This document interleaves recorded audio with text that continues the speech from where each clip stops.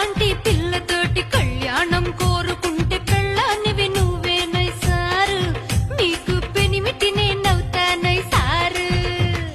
అతిలోక సుందరి నా జతకొచ్చి వాలుతుంటే అన్నిటికీ బొక్కెన్నే పిల్ల, అటు ఇటు అయినా పర్లేదే పిల్ల.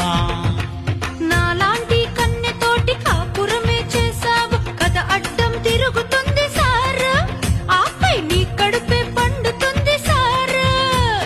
మాస్టారు మాస్టారు చూడంటూ మీకు కాదు చూడు, మావయ్యకి తెలిసిందో మిమ్మల్ని రప్పాడిస్తాడు.